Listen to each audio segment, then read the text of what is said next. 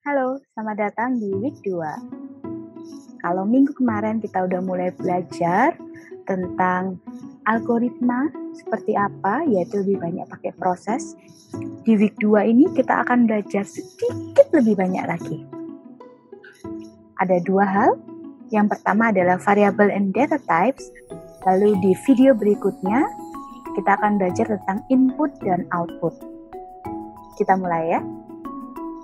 Jadi, apa itu variabel?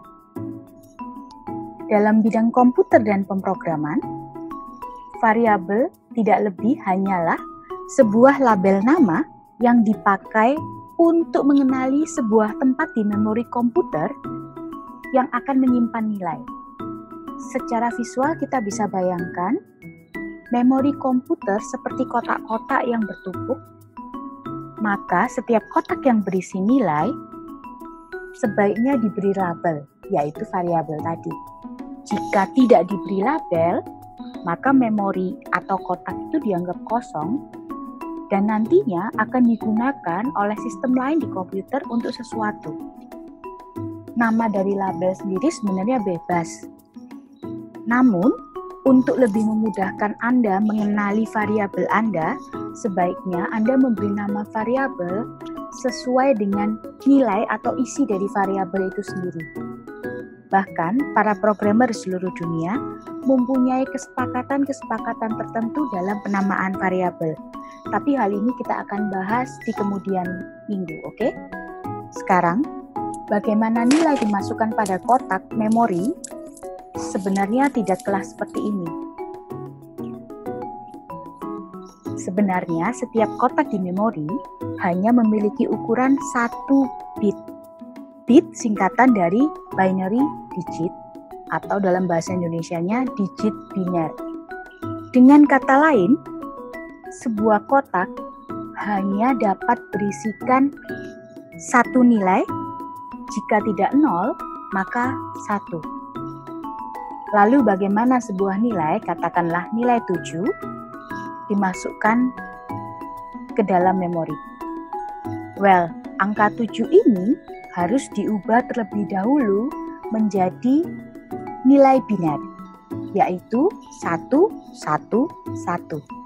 3 angka 1 ini kemudian baru dimasukkan ke dalam 3 kotak memori.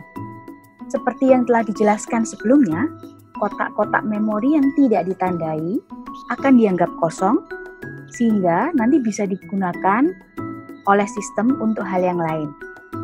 Oleh karena itu, dalam pemrograman, ada baiknya Anda memesan dulu memori-memori di komputer yang sekiranya Anda butuhkan untuk menyimpan nilai. Pemesanan ini dikenal dengan deklarasi variabel atau variable declaration. Dalam deklarasi variabel, kita menyebutkan nama variabel plus berapa banyak jumlah kotak yang kita butuhkan. Jumlah kotak yang kita butuhkan tersebut akan disebut dengan data type. Misal, kita ingin menyimpan nilai dari pertanyaan apakah seseorang itu cantik atau tidak di dalam sebuah variabel pretty. Dan karena jawaban dari pertanyaan itu hanya 2, yaitu ya, atau nilainya 1, atau tidak, atau bernilai 0, maka kotak yang kita butuhkan cuma 1. Tipe data untuk ukuran kotak yang cuma 1 adalah boolean. Sehingga kita deklarasikan boolean, tipe datanya, pretty, nama variabelnya. Maka di memori, variabel pretty akan menunjuk ke salah satu kotak dan kotak tersebut akan di-keep untuk menyimpan nilai dari pretty itu nanti. Yang perlu Anda perhatikan, cara mendeklarasikan variabel antara bahasa pemrograman yang satu dengan yang lain pastinya ada perbedaan sesuai dengan sintaks dari bahasa pemrograman tersebut. Cara mendeklarasikan pada Java kita akan bahas di kemudian hari. ragam tipe data juga sangat bergantung pada bahasa pemrograman yang kita gunakan. Namun secara general, ada 6 tipe data yang umum digunakan pada seluruh bahasa pemrograman. Tipe data pertama adalah Boolean yang tadi kita sudah pakai, berukuran 1 bit, sehingga dia hanya membutuhkan 1 kotak memori, nilainya hanya 0 atau 1, atau bisa juga true atau false. Tipe data kedua, int atau integer, membutuhkan 32 bit untuk integer versi lama atau 64 bit untuk integer versi kedua. Tipe data ini digunakan untuk menyimpan nilai bilangan bulat, baik itu negatif maupun positif. Float adalah tipe data yang bisa menerima nilai pecahan, seperti 0,25, 0,5, minus 1,3, dan lain sebagainya. Float membutuhkan 4 byte atau 32 bit. Char adalah tipe data yang dapat menerima karakter. 1 karakter akan membutuhkan 1 byte atau 8 bit. 8 bit. String adalah kumpulan dari karakter. Besar memori yang diperlukan oleh sebuah string sangat bergantung pada jumlah karakter dalam string.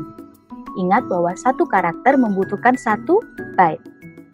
Sehingga jika sebuah string terdiri dari 4 karakter, maka dia akan membutuhkan 4 byte.